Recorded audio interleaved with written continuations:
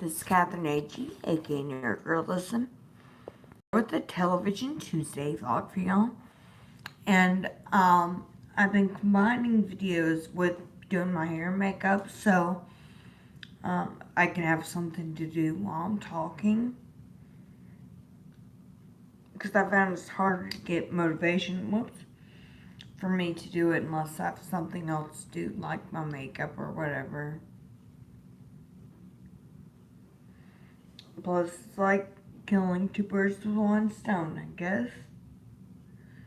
People like seeing me put on makeup because, like, I don't mean to brag, but I am very, very visually impaired, but I get compliments on my makeup a lot, so.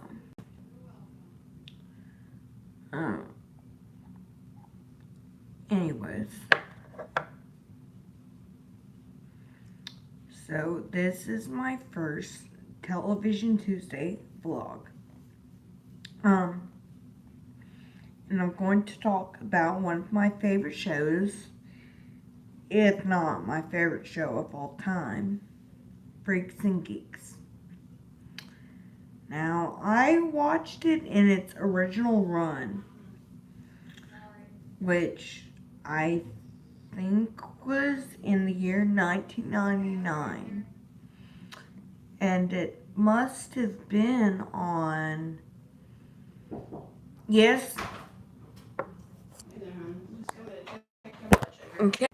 Sorry about that. I had my blood sugar checked. It was good, actually. It was 147, so no insulin for me.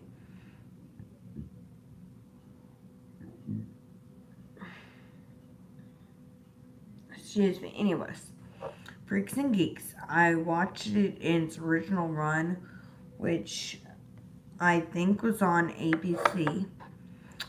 I'm not sure, because actually I remember watching it more when it got syndicated on ABC Family.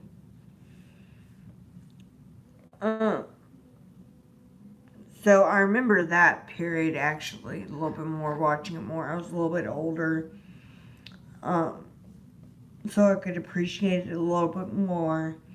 But I remember it running on ABC Family, which at the time I'm not sure if it was called Fox Family, because it switched over sometime, and then nowadays it's called Freeform, but it's basically the same thing. It shows the same kind of programs. So, but anyway, so I watched it then, and I always had a soft spot in my heart for the show. I loved it, just the quirkiness, intelligence of it, the weirdness of it, you know, everything like that. The relatability, everything. Hold on.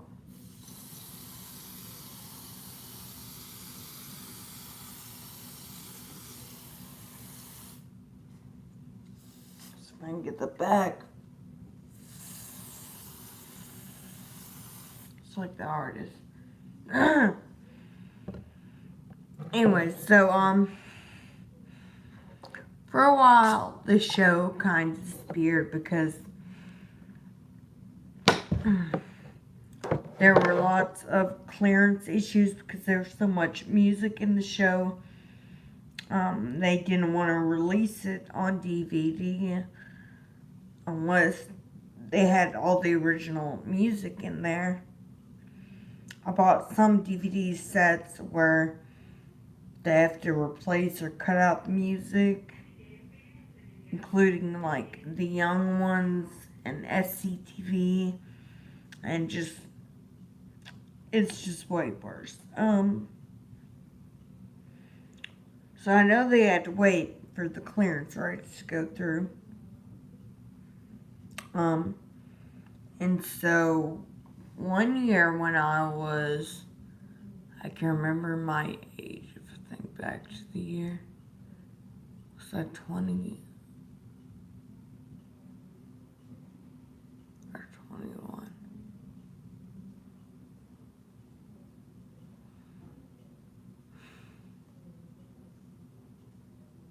I'm trying to remember. I think...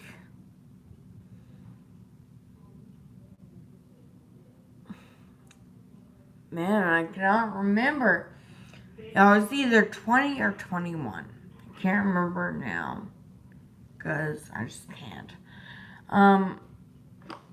And my tax return had just come in.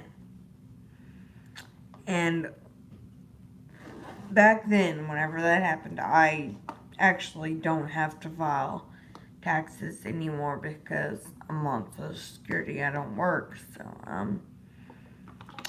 but back then, I would be responsible with the majority of the money, but I always buy myself one nice gift for, as a personal reward for working hard. I think this was the first year I got like a big tax return. I got like a lot of money, like I think like $800 or something. It was a good amount. So I was like, I'm definitely gonna treat myself. So at our local Hastings on Longview, which is closed now, sadly, I bought the Freaks and Geeks box set with my tax return because I don't know how much it is now, probably way cheaper. And if it's on Blu-ray, I need to rebuy it, but I haven't checked to see if it is. It was $80. Actually, it was 80 something and change with tax because it was like $79.99. It was all the episodes, though, even the ones that weren't broadcast that I'd never seen before.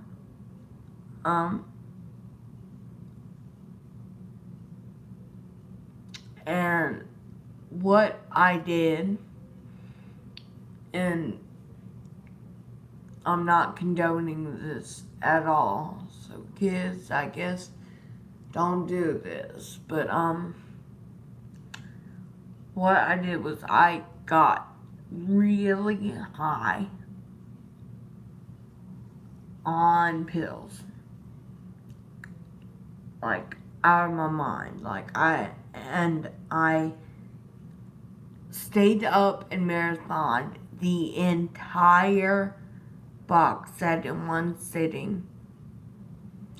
Which isn't too bad if you think about it. A little bit. It's 18 episodes and they're like 50 minutes long, so. But, yeah, and I was just like, probably partially because of the drugs, I was so sucked into the show. Like, it was like I was living it along with them. Like, it was like, oh my gosh, this is life. This is the greatest thing ever. So yeah, I'm not gonna, gosh, I'm almost out of powder. I'm not gonna lie, it was really, really, really enjoyable and really fun. Because I love everything about that show and that just made it so much better. Some things that I really enjoy about the show, randomly, I'm not going to talk like in generalities because I'm sure everyone kind of knows how awesome it is if you've seen it. But some specific things that I love are the directions they went with the storyline. I've watched the special feature commentary on the episodes as well. And they say, especially with the later episodes, they were like, they knew they probably were going to be off the air, so they just wrote in, like, all these crazy storylines. Like, Seth Rogen's character dating a woman who was born with male parts as well. Like, what's his name? Neil? What's that? Sam Levine, yeah, that's the same in real life. His character's arc with his father cheating on his mom. Now I can't remember any of the names. Lindsay's friend, drinking and wanting to be bad. All that stuff they did, because they knew they were going to get cut off the air, so they just made, like, all these crazy storylines. But they worked, in my opinion. I love Linda Cardellini and Cardellini, is that right? And Jason Segel's arc. Their relationship is just like so real. I hate where it ended up. I really do. I feel so sad. But, that was an interesting storyline for Nick, was his character Nick Andopoulos, to turn from a stoner into, like, this disco guy. That was crazy.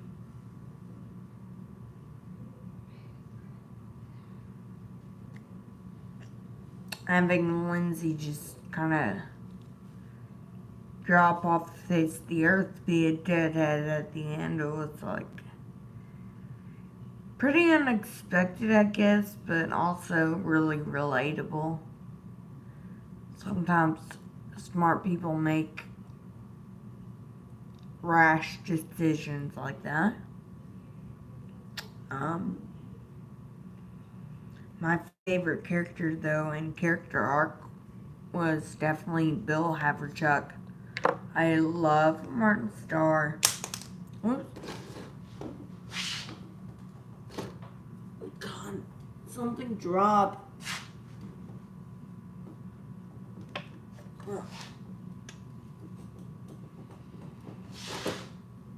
Anyways, I love Martin Starr, and I thought his character arc with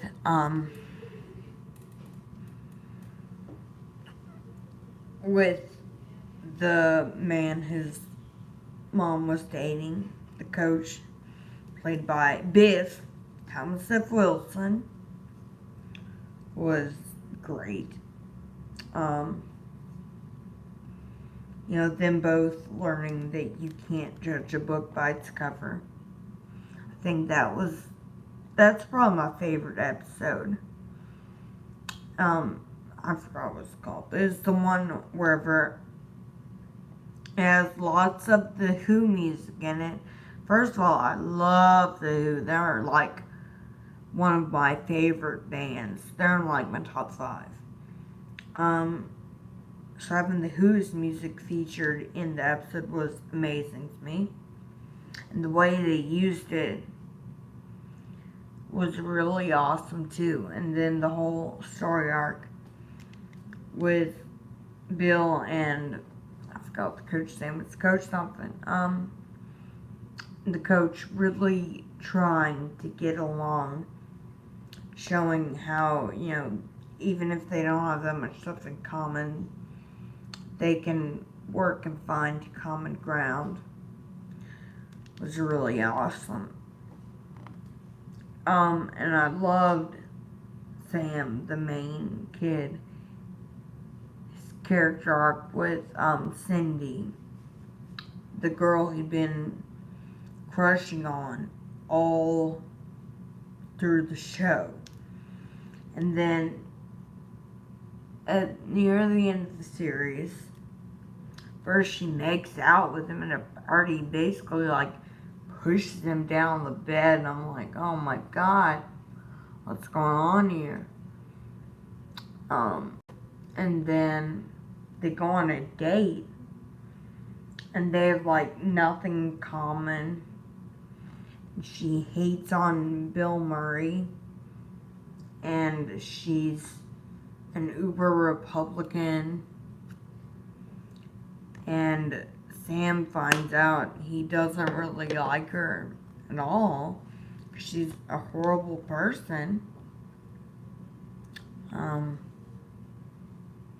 Yeah, I thought that was a really good life lesson for him to learn. Not to judge a book by its cover.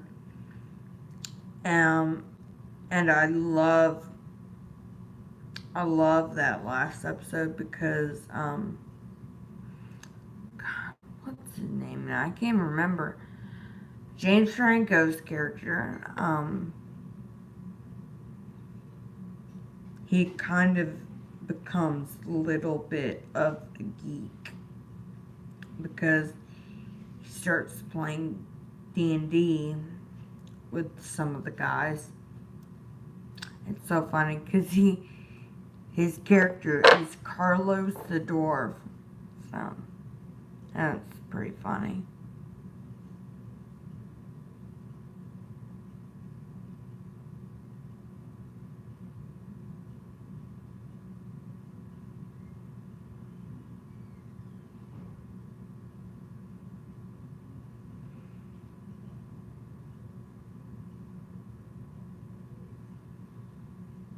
There we go.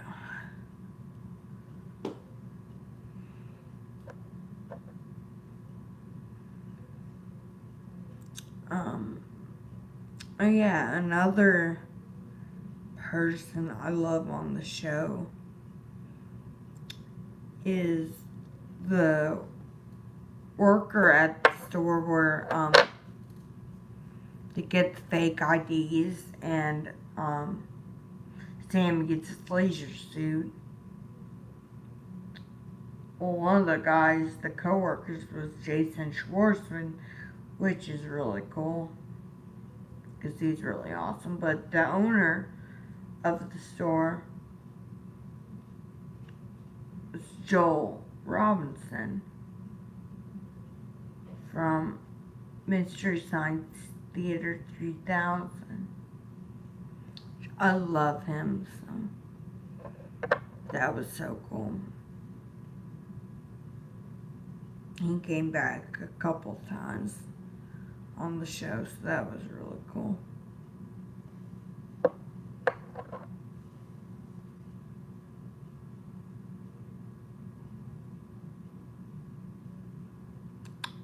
But I really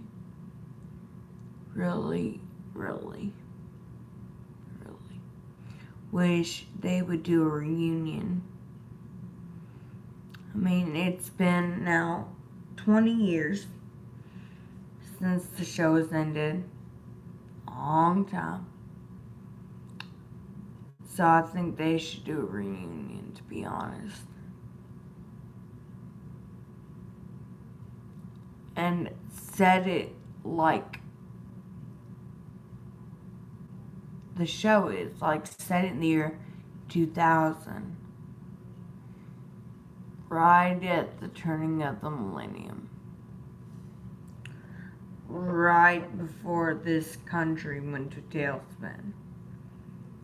I think people are nostalgic enough for, like, the early 2000s now that they could do it pretty well. Millie was the friend's name. Millie.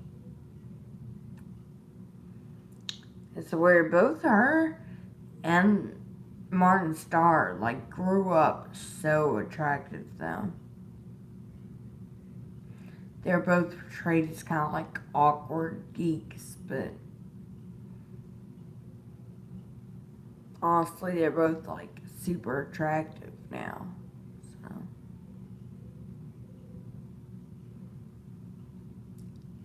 So leave in the comments, what do you think about Freaks and Geeks? If you've seen it, do you think it's good? Do you think it sucks? Do you think there should be a reunion? Who are your favorite characters? Etc., etc.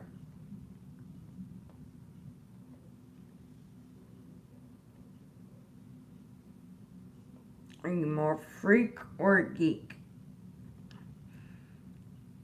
It was weird because in school I would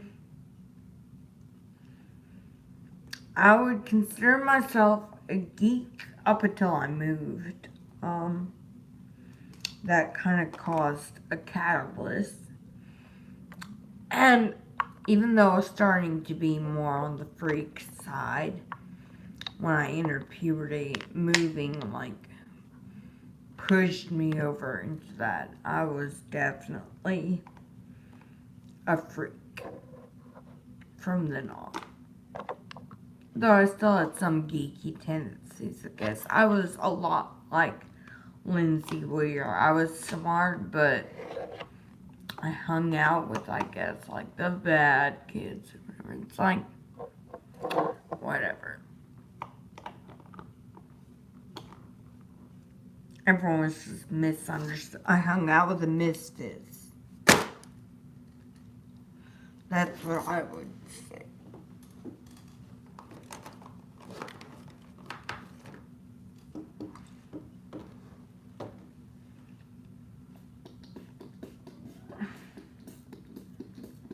Stuff smells so good. I'm almost out though.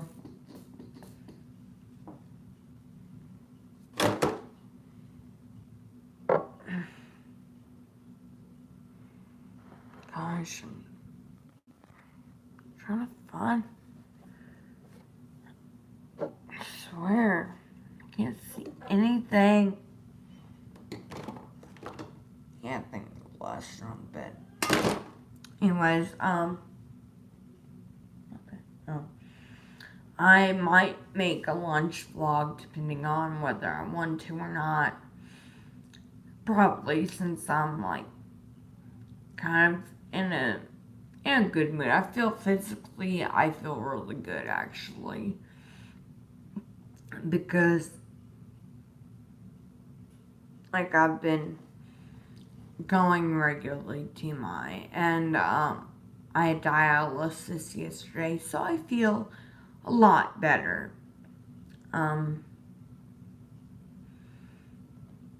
I was rewatching a couple of my videos and I thought I sounded really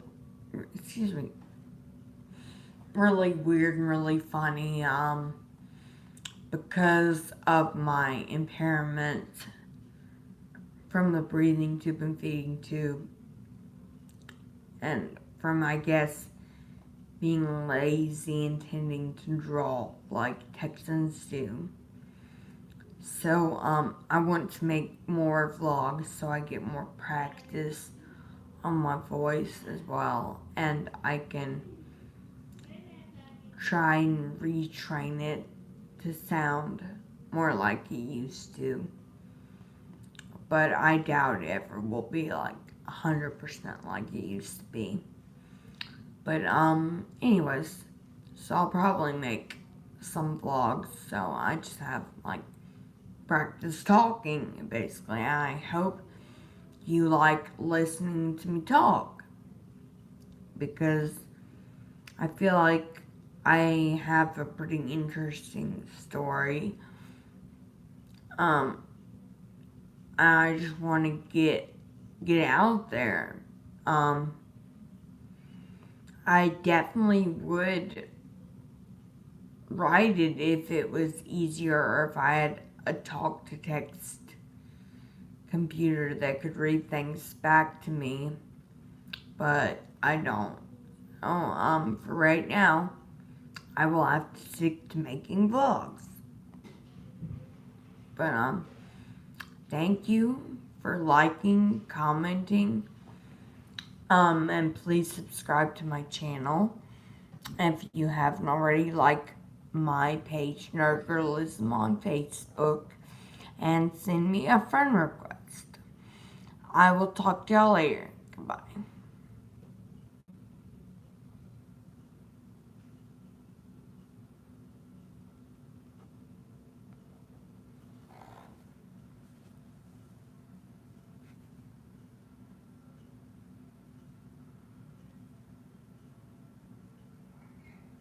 I hate this stupid camera. Sorry.